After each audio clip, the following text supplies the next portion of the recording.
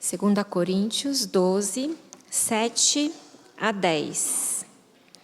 Diz assim: para impedir que eu me exaltasse por causa da grandeza dessas revelações, foi-me dado um espinho na carne, um mensageiro de Satanás para me atormentar.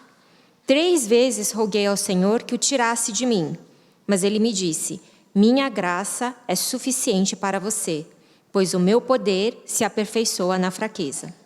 Portanto, eu me gloriarei ainda mais alegremente em minhas fraquezas, para que o poder de Cristo repouse em mim. Por isso, por amor de Cristo, regozijo-me nas fraquezas, nos insultos, nas necessidades, nas perseguições, nas angústias, pois quando sou fraco é que sou forte. Eu estou feliz que tenha dado tempo de trazer esta mensagem ainda no mês de setembro, né? Que é o mês da campanha do Setembro Amarelo. A doença em pauta, em discussão para a prevenção nesse mês, o transtorno, né, no caso, é a depressão. O dia 10 de setembro, na verdade, é o Dia Mundial de Prevenção contra o Suicídio. E a gente tem como estatística que no Brasil ocorre mais de 10 mil suicídios por ano e mais de 1 milhão em todo o mundo por ano. Desses, 96,8% das causas são apontadas como transtornos mentais. E dentro desses transtornos mentais, que são causa para esse número alarmante de suicídios, está, em primeiro lugar, a depressão.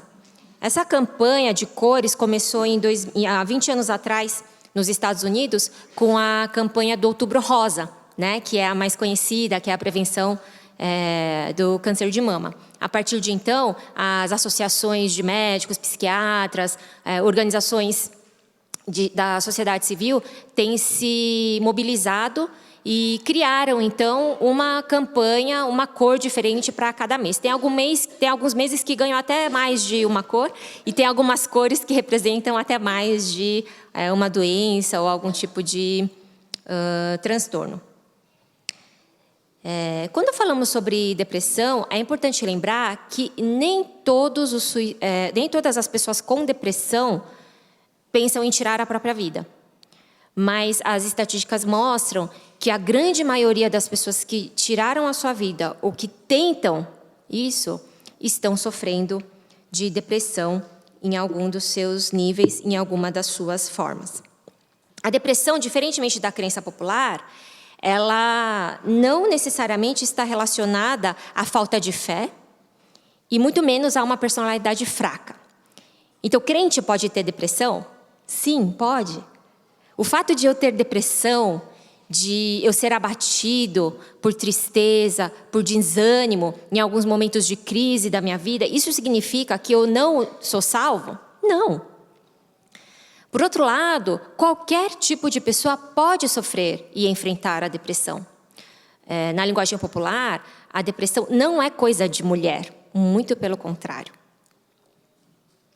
Então, sentir tristeza, desamparo, desânimo e sentir-se deprimido não é pecado. Na verdade, nós aprendemos com homens e mulheres fiéis a Deus aqui no relato bíblico, que é uma sensação, é um sentimento, em alguns casos, uma doença, que é inerente, que faz parte da nossa condição de seres humanos caídos. Então, na verdade, a morte do corpo, a degeneração, a corrupção, todos os males que nós sofremos em nosso corpo, são consequência, na verdade, do pecado. E a depressão também faz parte dessa realidade. A gente pode observar em homens como Moisés, Davi mesmo, quando a gente lê a maioria dos salmos que foram escritos por eles, são lamentos depressivos, são lamentos ali de desânimo, de desamparo, de angústia e desespero. Nós temos como exemplo mais clássico no modelo bíblico o profeta Elias, que enfrentou aquela depressão profunda e até o ponto de pedir a Deus que tirasse a sua própria vida. Nós vemos também uma Esther que passa dias sem comer, que convoca todo o seu povo a ficar sem comer, lamentando e clamando a Deus pela salvação naquele momento de grande crise. E nós vemos também o apóstolo Paulo, que é sobre quem nós vamos estudar a questão da depressão do ponto de vista bíblico. Pensando nas pessoas mais próximas de nós, nós temos Lutero, por exemplo, que enfrentou a depressão profundamente na sua jornada. E muitos dos seus relatos nos contam como ele enfrentou, como ele sofreu com a depressão. Temos o próprio C.S. Lewis, né, que vai, inclusive, escrever um livro a respeito do sofrimento. E a gente tem também Henry Nouwen, que escreveu A Volta do Filho Pródigo, cuja depressão foi o marco, né, o turning point da sua vida ministerial e no seu entendimento da pessoa de Deus e a relação com Ele. O desafio da depressão é que ela afeta e é afetada pela complexidade que somos como seres humanos. Então, qualquer definição particularizada que tenta definir, entender ou tratar a depressão apenas sob um ponto de vista químico, ou apenas sob o ponto de vista psíquico, ou apenas sob o ponto de vista espiritual, não será uma definição, uma abordagem, um tratamento exato. Nós temos que considerar que nós, seres humanos, somos um complexo de estruturas. E a depressão, ela é justamente uma típica doença, um típico transtorno que reflete essa nossa complexidade. Então, eu trouxe aqui 3 definições para a definição sob óticas diferentes, né? Então, a gente tem que a depressão é o estado de sofrimento psíquico caracterizado por rebaixamento do humor, que seria o estado afetivo básico, com a diminuição significativa do interesse, prazer e energia. Também temos que, quimicamente falando, a depressão é causada por um defeito nos neurotransmissores responsáveis pela produção de hormônios como a serotonina e a endorfina, que nos dão a sensação de conforto, prazer e bem-estar. O Lutero vai dizer que a depressão é um ataque do mundo, da carne e do diabo contra o ser humano. Então, todas essas definições representam aí, em alguns momentos, a causa da depressão, em outros, os sintomas dela, e em muitos, tudo junto e misturado. Nem os médicos sabem dizer e definir e delimitar o que é a causa de uma e a consequência da outra. Porque a depressão pode acontecer e se manifestar de formas e em níveis diferentes, é preciso encará-la com cautela e responsabilidade. A depressão é o transtorno mental mais diagnosticado nos últimos anos. E, ao mesmo tempo, o mais difícil de ser diagnosticado. Então, não é simples, é difícil, é complexo. Não dá para sair por aí dizendo para toda pessoa que está deprimida e em desânimo que é só orar que passa, que é só confiar em Deus que passa. Não dá para sair por aí também distribuindo Prozac para tudo quanto é criança e adolescente que está em uma crise natural do seu desenvolvimento. A gente precisa encarar essa dificuldade com seriedade, com honestidade e, principalmente, inclinar os nossos ouvidos para entender o que o nosso Criador tem a dizer a respeito de tudo isso. Afinal de contas, Ele nos criou como esses seres complexos, com psique, com neurotransmissores, hormônios e também com alma e espírito. Antes de pensar a depressão propriamente dita, eu queria trazer aqui algumas outras questões que são associadas a ela. Profissionais das áreas competentes concordam que a depressão, como aquela tristeza repentina ou prolongada, que pode ser pontual ou infinita, é algo que todos podem experimentar em diferentes intensidades nas diversas situações das suas vidas. Nesse sentido, a depressão pode estar associada, por exemplo, à raiva e à ira, à culpa e ao medo. Além disso, pode se manifestar de formas diferentes em crianças, adolescentes, mulheres, homens, idosos. De acordo com seus papéis sociais, então, quando a gente pensa em um adolescente, por exemplo, ele vai enfrentar uma crise natural do seu desenvolvimento, Não só fisiológica, o que também pode desencadear aí uma crise de depressão, mas também sociológica, porque ele está se entendendo como pessoa na sociedade. A gente encontra esse tipo de dificuldade também e de crise de depressão quando os homens chegam na meia-idade. Também temos hoje jovens casando cada vez mais tarde, os jovens profissionais que constituem família cada vez mais tarde. Eles têm tido crise, têm entrado e enfrentado depressão, por não entender o seu papel, o seu lugar dentro de uma sociedade que tem os seus estigmas, que tem as suas cobranças, que tem os seus padrões. E as questões associadas à depressão fisiológicas, como já falamos aqui, a questão da adolescência, né? Então tem a puberdade, a menopausa para as mulheres, a andropausa para os homens. Temos aquela depressão que é característica da mulher no estado, na sua fase puerperal, né? No pós-parto. E existem muitas questões aí que fazem parte dessa nossa natureza humana, que podem estar associadas à depressão, desencadeando ela, agravando, ou até mesmo sendo o verdadeiro problema no lugar do que a gente poderia achar que fosse a depressão. Por isso a gente precisa ter e tomar bastante atenção a essas nossas dificuldades, crises e sentimentos, as nossas emoções, né? Por alguma razão, a gente foi ensinado erroneamente que o cristão não fica triste, que o cristão só tem que ficar feliz. E quando a gente encara na nossa vida uma situação de profunda tristeza, a primeira coisa que entra em crise é a nossa fé. Porque a gente pensa, ou tem alguma coisa errada com a minha fé, ou tem alguma coisa errada com o Deus em quem eu creio. Porque o que me foi ensinado desde pequeno é que o crente que crê no Deus da Bíblia não fica triste. Mas isso é uma mentira que nos foi contada. Isso não corresponde à realidade. Eu diria até que é uma armadilha do diabo, justamente para distorcer a imagem de Deus. Quando olhamos para o Novo Testamento, quando olhamos para o Jardim do Getsemane, nós vemos ali o Filho de Deus, angustiado, em profunda crise, desesperado, sentindo o que, com certeza, aqueles que estão sofrendo e lutando contra a depressão sentem. A depressão ela pode estar mascarada por uma instabilidade emocional desmedida, ou ela pode também ser a máscara para uma fuga imprudente de uma crise razoável. No português, claro, tem muita gente reprimida, emocional, cultural e até religiosamente, negando a sua necessidade de ajuda. É a depressão mascarada. Por outro lado, tem muita gente mimada, pagando por alívio e solução rápida e imediata para crises que fazem parte do seu amadurecimento. Nesse caso, a depressão funciona como máscara. Então, a gente sempre precisa considerar os dois lados. Lembrem-se, não dá para sair por aí dizendo para uma pessoa que está sofrendo de profunda depressão que é só ela orar que vai dar tudo certo.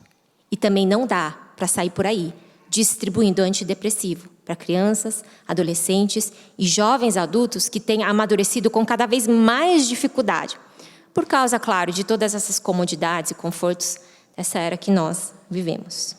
Ou seja, nem tudo o que se diz depressão é depressão. Mas os que pensam em estar imunes a ela também correm o risco de sofrer as suas consequências. Ter depressão, fazer terapia, receitar e consumir o Prozac virou moda. Mas a verdade é que quando estudamos a fundo na própria ciência que trata a depressão, há uma grande inconsistência e não há ali um conhecimento definitivo, exaustivo e absoluto a respeito de como se diagnostica a depressão, o que de fato é a causa dela, porque ela está muito ligada à personalidade, à pessoa, ao ser.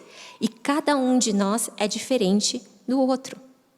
Por isso, antes de taxar ou dizer que o que a pessoa precisa é tomar isso, é fazer aquela terapia, ou é dessa oração, ou é daquela fé, ou desse tipo de atitude, nós, em comunhão, precisamos estar atentos, ser empáticos, amar e acolher aqueles que estão sofrendo. E se o que está sofrendo somos nós mesmos, nos lembrar de que não, Deus não está te condenando pela sua dor e sofrimento. Deus não te rejeita, Deus não cobra a sua fé. Ele quer se manifestar como esse Deus Emanuel que nós cantamos aqui nessa tarde.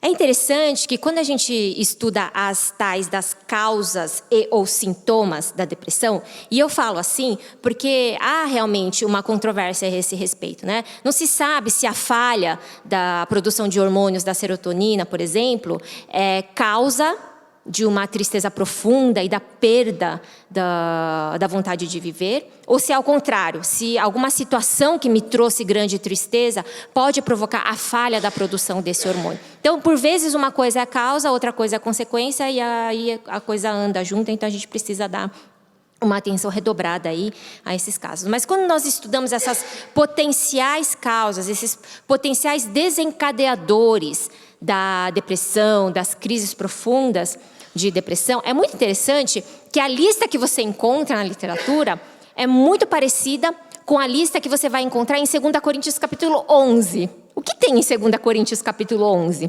Um desabafo do apóstolo Paulo a respeito de tudo que ele já sofreu nessa vida, né, até aquele momento. Então, quando a gente considera as causas, sintomas para a depressão, nós temos aí padrões de pensamentos negativos, luto, qualquer tipo de perda. Pode ser de um ente querido, de uma pessoa física, mas também o luto pela perda de uma posição social ou de uma esperança. Temos também como potenciais desencadeadores para a depressão a culpa, a raiva, a ira. Aqui, a raiva contida, que é uma raiva muito comum e presente na vida de pessoas orientais, especialmente homens orientais, que é o nosso caso aqui, da grande maioria, né? Que é uma raiva, que é um sentimento que não foi devidamente tratado, desencadeado por um ressentimento, uma ausência, algum tipo de carência. E essa raiva fica, então, contida e ela acaba se manifestando e se expressando, encontrando o seu escape de formas diversas. Então, no livro Depressão, A Luz no Fim do Túnel, da doutora Esther Carreño, por exemplo, ela conta a história de um dos pacientes que a procurou para ser tratado de sua ira. A família dele não aguentava mais, de tanto que o cara dava os pitis, os chiliques dele, de tanto que ele tinha as crises. E quando eles foram investigar a fundo a história e a condição dele, descobriu-se que o seu problema real não era a ira. Que a ira, na verdade, era um sintoma de um problema outro profundo que precisava ser tratado e que era justamente a depressão. Como homem de uma criação rigorosa, ele aprendeu e entendia que homem não chora, que homem não fica triste. E ele ainda era crente, né, para melhorar a situação. Então, ele nunca soube lidar em toda a sua vida, desde a juventude até a vida adulta, ele já era casado e tinha filhos, com os seus sentimentos e com as suas emoções. Ele nunca entendeu o choro e o desabafo do rei Davi aos pés do seu Senhor, aos pés do seu Deus. Então, aquilo foi identificado e ele pôde ser tratado. Algumas doenças associadas a medicamentos também podem desencadear a depressão. Então, alguns medicamentos de uso contínuo podem trazer algum tipo de alteração aí na produção desses hormônios que nos dão a sensação de prazer. O uso de substâncias químicas como álcool e drogas também pode trazer disfunções no nosso organismo, desencadeando a depressão. Eu acho que esse não era o caso de Paulo, não é só esse. O resto da lista está tudo lá em 2 Coríntios 11. E, por fim, então, o estresse, qualquer tipo de condição. E aí o fator químico sobre o qual nós já falamos. Então, vamos dar uma olhada aí em 2 Coríntios capítulo 11. E o Paulo vai fazer esse desabafo aí nos versículos 24 a 33. 5 vezes recebi dos judeus 39 açoites.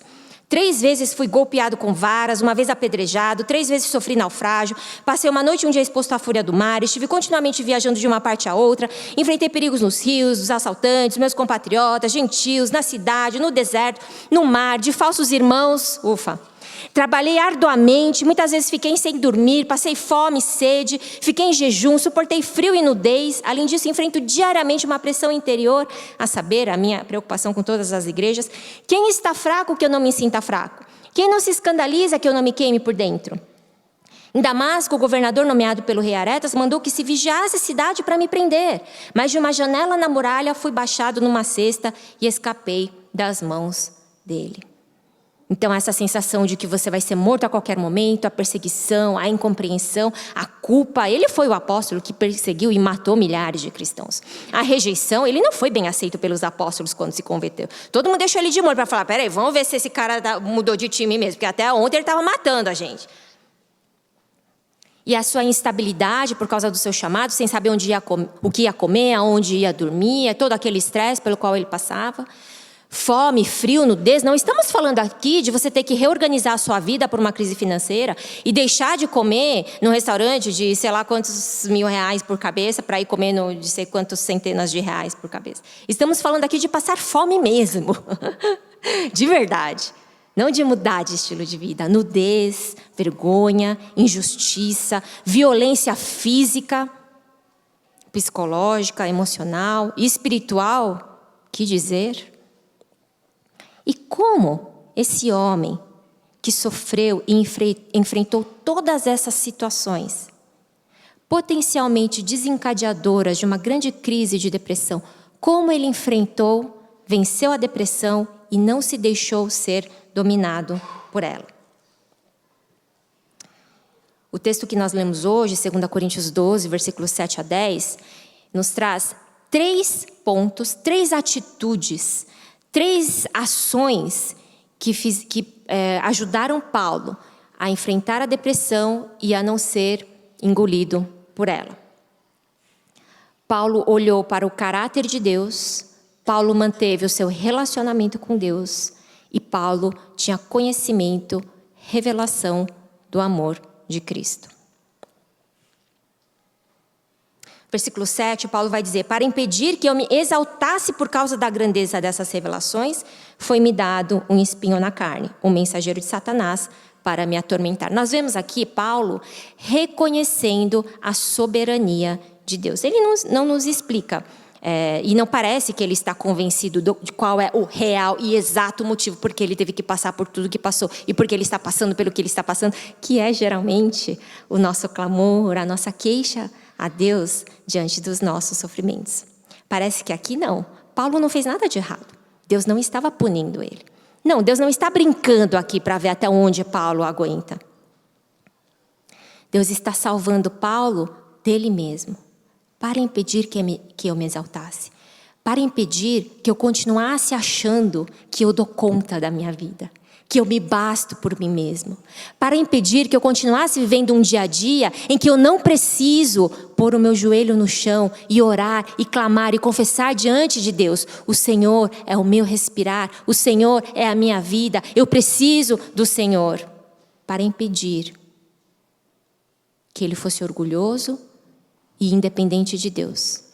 O Senhor permitiu todas essas aflições e esse espinho na minha carne. Paulo reconhece a soberania de Deus e ele jamais questiona o caráter de Deus.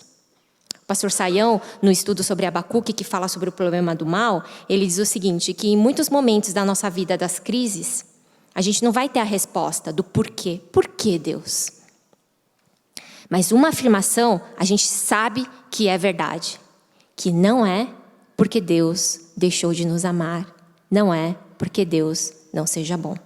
Ele permanece bom, ele permanece um Deus de amor.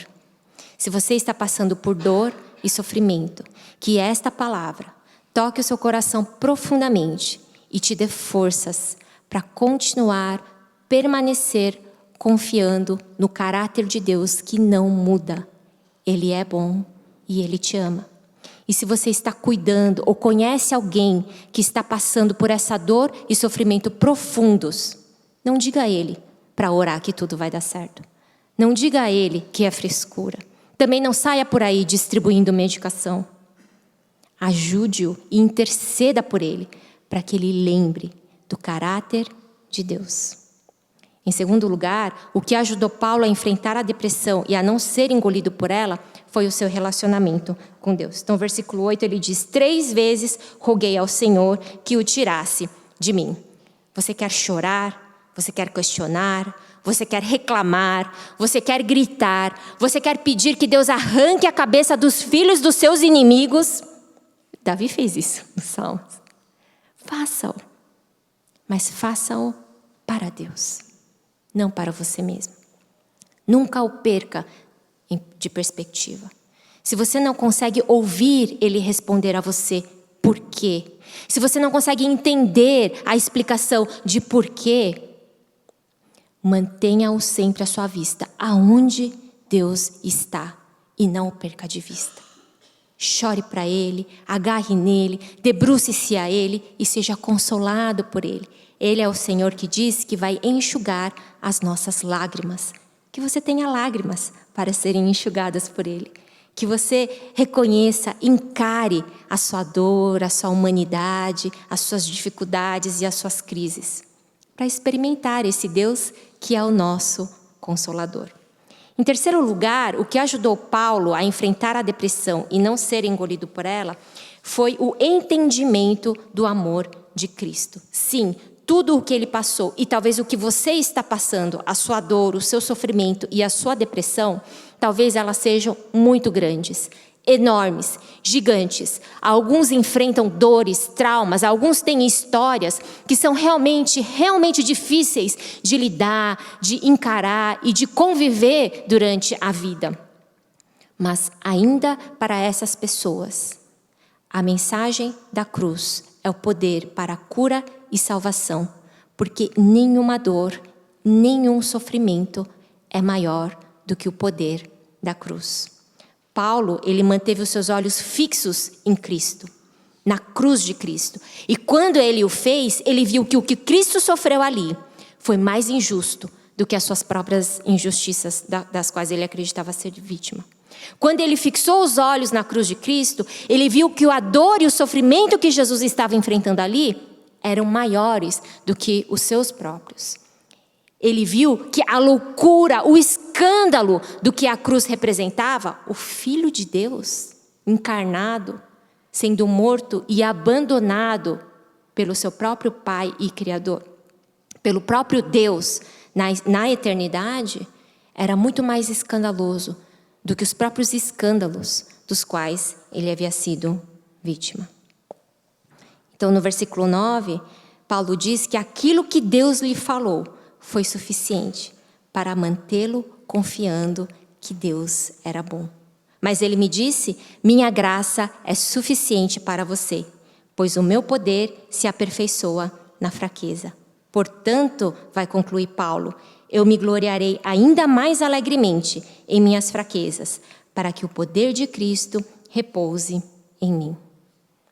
O Tim Keller vai falar naquele livro Caminhando com Deus em Meio à Dor e ao Sofrimento, que as coisas ruins não produzem coisas boas automaticamente. Sabe aquela história quando você está sofrendo? Aí vem aquele conselho, né? Não, vai dar tudo certo no final. Não, às vezes não vai dar tudo certo no final. Né? Deus deve ter algum propósito. Então, tá, mas eu não sei qual é esse propósito, você sabe? Então, não é automático. As coisas ruins, a dor, o sofrimento que nós passamos e enfrentamos, nem sempre elas podem se tornar algo bom. Eu vi muitas pessoas, eu acompanhei muitas pessoas, na vida das quais o sofrimento e a dor fizeram-nas perder a fé. E isso acontecia por quê? Porque elas não entendiam, porque elas não haviam entendido o amor de Cristo. Elas não haviam de fato conhecido o poder da cruz. Para elas, o relacionamento com Deus, a religião cristã, era como uma mandinga.